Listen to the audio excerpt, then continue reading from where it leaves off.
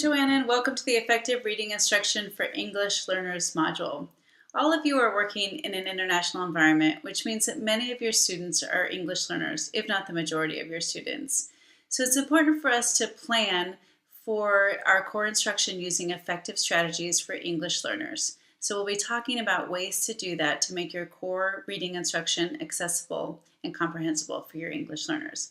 So our objectives for today are to review language proficiency stages, to learn and apply strategies and tools for making the core reading instruction accessible and comprehensible for your English learners, to review vocabulary and language instruction, to understand the importance of language practice with peers, and to plan for small group instruction for ELLs.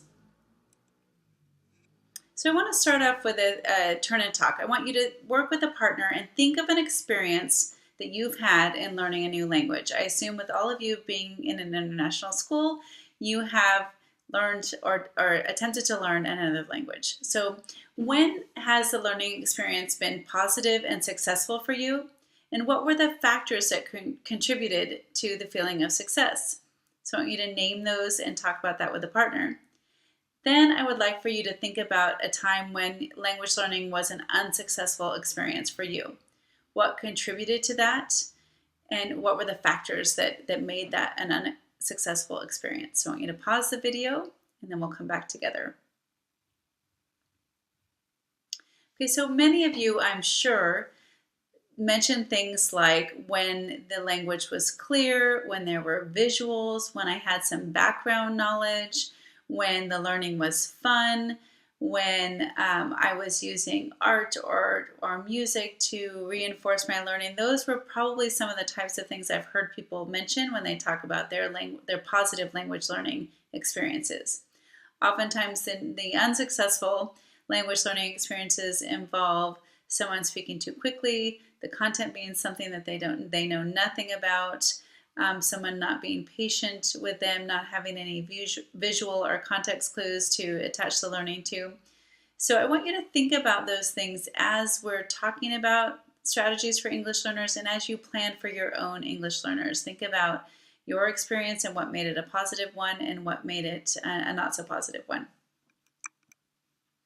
So I want to start with some of the things that we know for sure about English learners, or some of the things that we ground this work in. What we know is that we can't wait for children to develop English language skills in order to teach them academic content. We know that it takes students 5 to 7 years to develop academic language skills, and we definitely cannot wait that long to teach them to read and to write and to do math.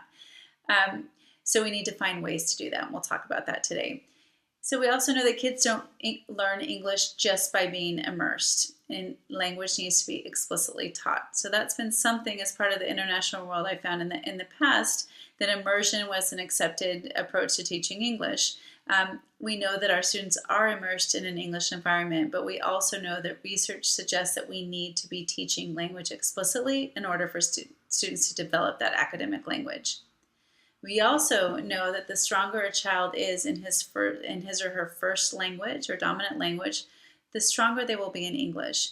And we know Jim Cummins mentions the iceberg effect in terms of there's an underlying proficiency in language. So if we know that students had developed a certain level of English or a certain level of language or vocabulary in their first language, that allows them to attach that learning to the words that they're learning in English. It gives them something to hang the new learning on. There's an understanding or an underlying proficiency. And so it's really important that kids are developing their first language so that then they have something to attach their new learning to. We also know that young students are really dual language learners because they're learning their first language. They're becoming language learners in several languages. And so we need to make sure that kids continue to develop their language in their first language, their vocabulary in their first language. And then we know that will take time for them to develop it in additional languages because they're learning them simultaneously.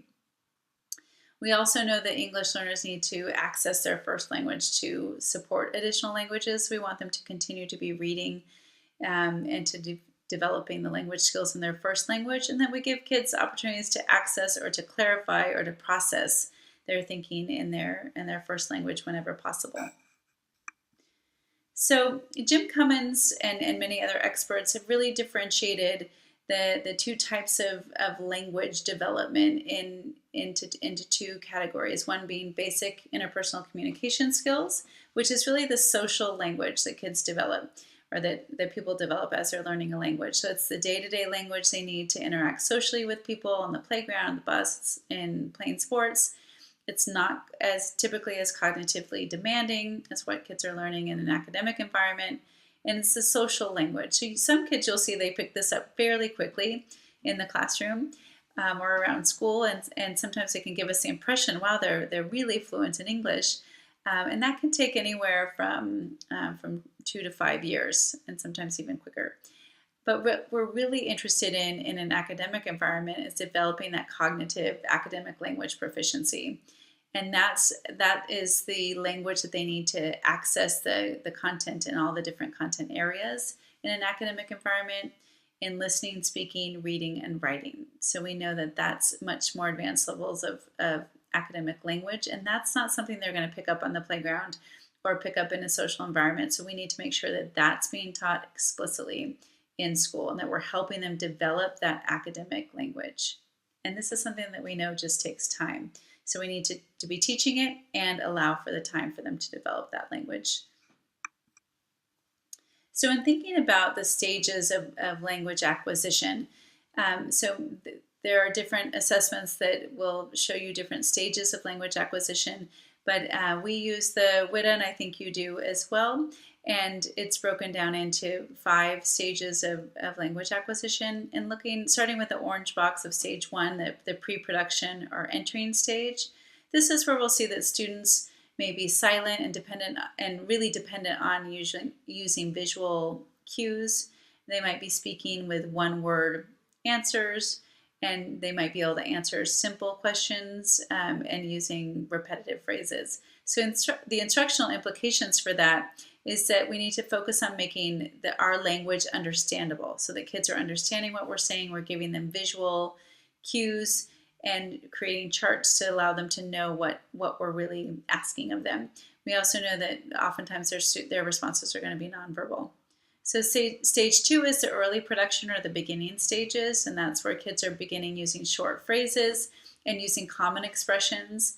And this is a stage where kids will understand a lot more than they're able to express. Many of you have probably been in a similar situation, and it can be a quite frustrating stage because you understand a lot, but there's only a limited amount that you can actually express. So using books with repetitive text for language practice for kids, books or songs, choral and shared reading, songs and chants to encourage that language production. It gives kids a scaffolding and a more comforting level of trying out the language. Stage 3 is the speech emergent and developing. This is the intermediate stage with the acquisition of the social language, and where kids will still have difficulty with syntax, grammar, and the academic language. And this is really a spot where kids can get stuck because it is where the academic language comes in, and where that can be more challenging. It can take more time. And it's often also a time when teachers are feeling that kids have developed this social language, the BICS, that's really strong. So sometimes there's an assumption that a child is further along in their language development, and so there's less explicit language instruction at this stage, when in actuality we really need to continue with the explicit language instruction. And so that's the instructional implications, that we need to provide that instruction and the opportunities for students to really rehearse and practice those more sophisticated language structures that they find in the curriculum. Stage 4 is intermediate fluency, expanding. So that means they're using more complex language. They're building more of the academic language proficiency, and they're showing fewer errors in the syntax, but they're not yet fluent. And so we need to continue with the explicit instruction and giving them opportunities to rehearse and practice the language in the curriculum at this stage. And stage 5, this is where kids are most often exited from a language program because they're advanced fluent, and the assessment will show they're fully proficient. We also know that even though they are proficient based on an assessment, they're still language learners because it's never going to become their first language, English. So we need to make sure that we're continuing to provide language support and monitoring and really teaching those nuances of the language that come with time as they're developing their language acquisition. So I want you to turn and talk with your neighbor, because it's so important that teachers know and understand the language proficiency levels of the English learners in their class. So I want you to turn to a partner and discuss what language assessments you're using at your school and how you as a teacher use this information to plan for your students, or how is this information shared with you and how might you use it. Okay, so please stop the video and turn and talk.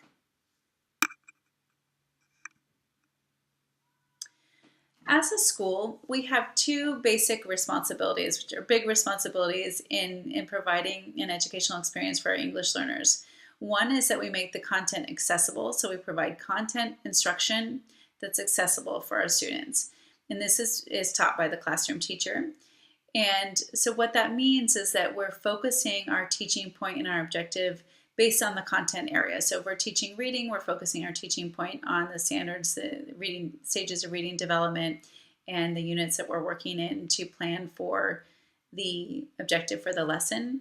But we also know that it's really critical for teachers to be planning for the language and vocabulary skills that are necessary for our English learners to access that content, and that we're providing scaffolding, visuals, and opportunities for kids to talk and to provide or to get support from their peers to access the content and the lesson that you're teaching in reading. The responsibility that we have is to make sure we're providing explicit language instruction. And so that's usually provided by the English language teacher. It's also taught by the classroom teacher, knowing that English language teachers only have a short amount of time with kids a day. Classroom teachers are with their students a much longer part of the day, so language instruction needs to be happening throughout the day. But when the small group language instruction or the explicit language instruction is happening with the English teacher, that's where the language objective is in the foreground. So looking at language proficiency levels, what are the skills that students need to learn to grow to the next level. And so that's based on language proficiency versus a content area. So that's where the language is in the foreground. And the English teacher is really helping classroom teachers know what those next steps might be, and they're providing small group instruction for the explicit language development. So I'm going to focus on these 6 areas for making core reading instruction comprehensible. We're going to look at teacher language and developing language objectives, developing academic English using sentence frames. We're going to talk about vocabulary instruction, multiple opportunities to practice with peers using oral academic language, teacher modeling with a metacognition using think alouds, and then songs, rhymes, chants that incorporate key language and vocabulary. So we're going to start with teacher language and language objectives. So I want you to think about a time when you've gone to the grocery store and you've forgotten your list. So when this happens to me, I usually go through the grocery store and I end up with a cart full of a lot of different things, things that I didn't plan on buying when I went to the store, and usually I've forgotten some of the key ingredients that I really needed to begin with. And so thinking about your objectives for your lesson as that shopping list. So what are the key critical pieces, the takeaways from this lesson that we can share with kids? And that needs to be shared in a clear, concise, and short way. When I observe lessons and I'm working with teachers, I often notice how much language is used. And when students are new to the language, it's hard for them to decipher which are the key and most important words to hang on to, and what are things that they can let go of. So making sure that we're clearly highlighting the important vocabulary, the steps that kids will need to take, and the expectations, giving them a visual cue. This is an example of a chart here of the strategy and then what that looks like. We also need to make sure that we're planning for the language objectives that are established for this lesson. So what language do students need to know to access the content? What vocabulary, what sentence structures, what forms and functions of the language do kids need to know or have access to understand the content for this particular lesson? So how do we develop academic language? So research suggests that this needs to be explicitly taught, and that can be done in a variety of different ways. Explicitly teaching language skills, it can be taught as part of a whole group or a small group lesson. And we also know that it needs to be provided in a lot of different contexts. So developing academic language also through read alouds and through providing, really highlighting those vocabulary words through the read aloud and providing kids with a sentence structure to develop and use the academic language that they're learning through the read alouds or through the explicit instruction. So sentence frames are a really nice way to help students provide or have that support for using the academic language. And it's quite different than sentence starters. The sentence frame really builds out a complete thought of the using the academic language. And if we pre-plan those out and we come to a lesson with those sentence frames planned, when you ask kids to turn and talk, they're going to answer and discuss using a sentence frame with their partner. So instead of having one student at a time raise their hand to answer a question, you should always have kids turn and talk, because then you have 20 students practicing versus one. So that gives much more language practice. But even more than taking it to the next level is giving them a sentence frame. So saying, please turn and talk to your neighbor and your partner, and I want you to use this sentence frame. I don't know this word, but I think it means this. Or I agree with you because blank. Or blank is an example of from the text. Or I think this character is because.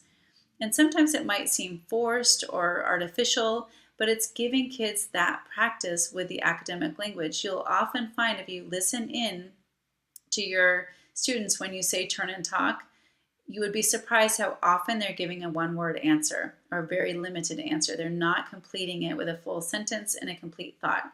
So this is giving kids lots of academic language practice.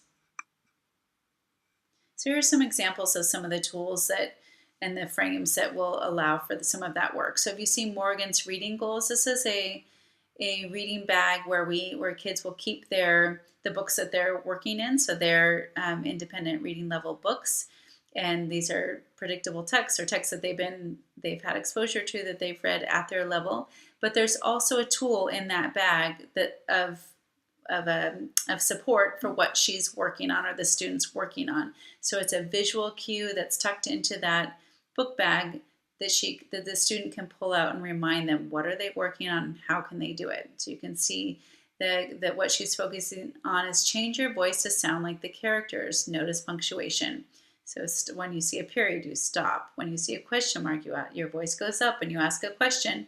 So if you look closely at that tool, that's an example of the scaffolding that's supporting the work. Also down below the Post-it note, this is a Post-it note that a teacher just stuck in a student's book for book club discussion. When the character, and then she shows character and verb, it showed me that he or she is a blank kind of person. So it gives kids a chance to talk about the academic language in that way. The other option is giving a sticky note. This is the read a chunk, stop and think. The character says, thinks, and does. This is just something. Oftentimes we walk around with a stack of Post-it notes, just writing quick visual sentence frames or think alouds and putting that in books for kids to have discussions with their reading partners. Vocabulary instruction. As I mentioned when we talked about small groups, the work with Isabel Beck and also with Marzano's work around the importance and the structures for teaching vocabulary, that we know that explicitly teaching vocabulary both in the mini lesson and the small group is an effective way to make sure that kids are building their vocabulary. One of the most difficult things is there's so many vocabulary words to teach. It's a really critical thing to teach because we know it's highly correlated with comprehension, and that we know our English learners are coming in with a much fewer words. So we need to figure out a way to develop as many words as possible and to also give kids strategies for understanding words that they don't know, because we can't possibly teach them every single word. So we can do that again through read alouds and how we're highlighting key vocabulary when we're doing interactive read alouds with students. Again, the interactive read aloud piece means that we're stopping, we're providing sentence frames, and we're having kids talk about what they're hearing in the read aloud. again, the idea around selecting tier 2 vocabulary words. So we know that Isabel Beck's work is highlighting vocabulary or putting vocabulary into 3 different tiers. Tier 1 are the basic words, and those are words that kids can pick up in context and that are those basic level vocabulary. Tier 2 is more of the academic words that will run across different content areas. So those are the words that we want to focus on, because we know that that's going to help them access all areas or different areas of the academic content. And tier 3 are very specific, content specific words that kids will only encounter very few times, and that we need to give them quick definitions, but we don't need to spend as much time. So we really want to focus on the tier 2 words, but also knowing that our English learners, we're going to need to fill in the gaps with the basic words, those tier 1 words that our native English speakers are already going to come in with. So making sure that we're still providing those basic vocabulary words. One good way to do that is through using word walls and making sure that those word walls are visual. I see a lot of word walls out there, but it's really important to make sure that we're putting pictures with the words so that kids can look up and see the definition or see a visual that goes with that word, and that we're providing the student-friendly explanations of what those words mean. And then we're giving kids lots of opportunities to practice using those words with peers and to create a visual representation. And what I mean by that is when you give kids a vocabulary word, give them a chance to make a quick sketch of what that word means to them to help solidify the learning. The other thing you can do is have kids give you a gesture. So one example might be, I was working with kids and we were talking about the word interdependent. And I said, can you show me something that represents interdependent to you? Show me a gesture that shows that. And a kid did a linking of their fingers, interdependent. And so every time we talked about that word, we all said interdependent. And we used it multiple times, and we always use that gesture to show that these things are connected. And you could see that kids were really able to remember that word because of that representation, the gesture. So here's another example of word walls with pictures. These are book titles or read alouds that this teacher did, and those are the key vocabulary words that were taught as part of that read aloud. And here's some other charts and tools. So giving quick sketches for key vocabulary that kids are going to find. This is to the left is a guided reading tool that a teacher used in a small group to highlight key vocabulary before she taught the book or taught the lesson. And again, another tool, a mini anchor chart tracking the text, giving visuals. Did I get it? Questions to ask themselves, tell events in the order, giving kids the words first, next, then finally. And then here's an example of building that basic vocabulary content for beginning students. So I want you to turn and talk with a partner and discuss how you're currently developing academic language and vocabulary in your core instruction, and what are the next steps. And I want you to include this on the note-taking sheet that was posted in Schoology. Okay, the other really important piece is providing kids multiple opportunities to practice language. So we want to make sure that partner work is incorporated into our reading so that during that independent time, kids are always working with partners, and that we're really intentional about the partnering and the way that we group our students. So we think about the language levels, and that we allow kids to work with language levels that are slightly above for language modeling, and sometimes there are times when we're working with like language levels. We want to make sure that students have multiple opportunities to practice the language and content. So we're planning for the turn-in talks with the charts and sentence frames that we talked about earlier. And remembering that we're minimizing teacher talk and we're maximizing student talk. So we really want to make sure that we're keeping our lessons short and concise, and we're allowing multiple opportunities and extended time for kids to talk. So the think alouds and metacognition, this is a really critical piece for all kids, and especially for English learners, because we're really exposing the thinking work, especially in reading, because reading, you don't see the thinking work that you're doing. So it sort of opens up the brain and shows the types of thoughts that you're having as you're doing the thinking work when you're reading. So an example is, I might say, as I'm reading a book, good readers check for understanding as they're reading. So if I don't understand something, I stop and reread. So when I read this phrase here, fast as lightning, I don't know what that means. So I'm going to keep reading and then I'm going to reread. And if I still don't know, I'm going to keep reading and see if there are any clues that can help me to understand what this means. So, here I see that the rabbit's being chased by a bear. That gives me a clue that fast as lightning might mean that they run very fast. It's an example of a think aloud. So exposing the thinking. So you should always be incorporating a think aloud into the work that you're doing with kids so that they know they have a model for how they should be doing that when they go off to do the work independently or in small groups or partners. Songs and chants. Now this is something that some teachers feel uncomfortable with, but if you were around the time, you were around when Schoolhouse Rock was playing, or when you ask people what they remember about language instruction or a Spanish class they took back in high school, they will quickly sing a song that they remember from that class. There's a reason for that, that when you are using songs and chants, that helps you remember key vocabulary and language skills. So we want to utilize that strategy and incorporate that high level vocabulary and the academic content into songs and chants because we know kids will remember it.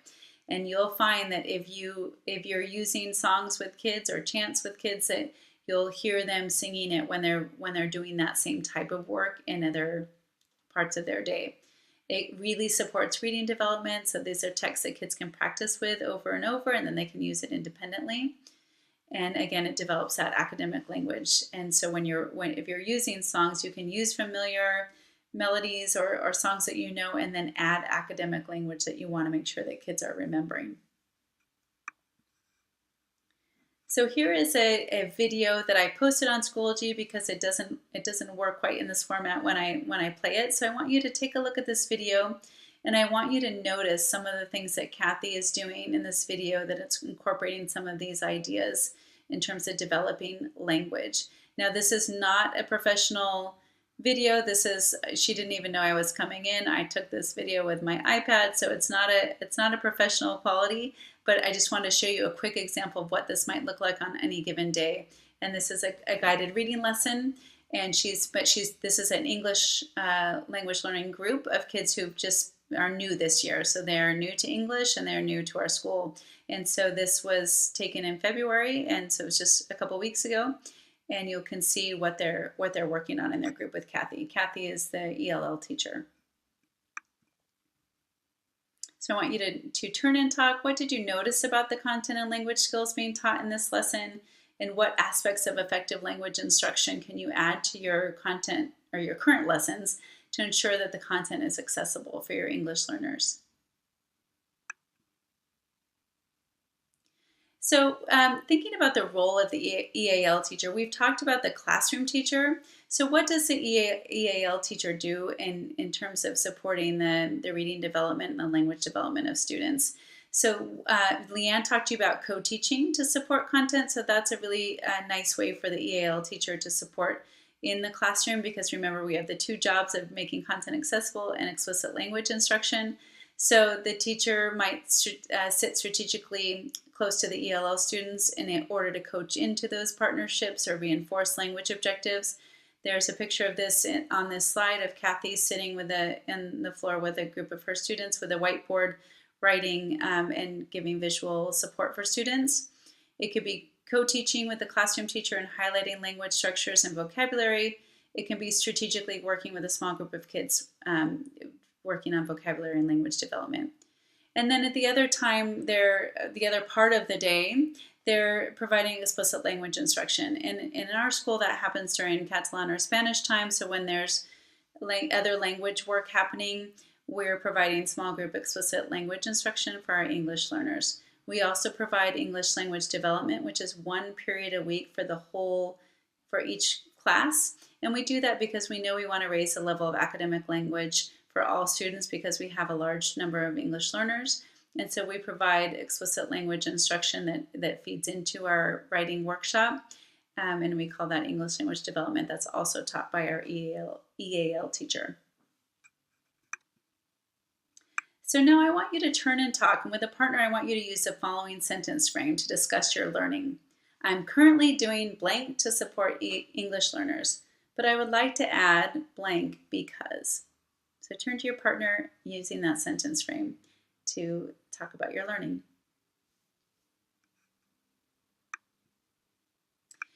And in closing, I want you to take a minute to think about all of the things that we've talked about today. And I want you to use the planning tool located in Schoology to work with a partner or small group to discuss planning for your English learners. So I want you to take some time to now think about, what does this mean for you and how can you apply this to your classroom, your school, your context.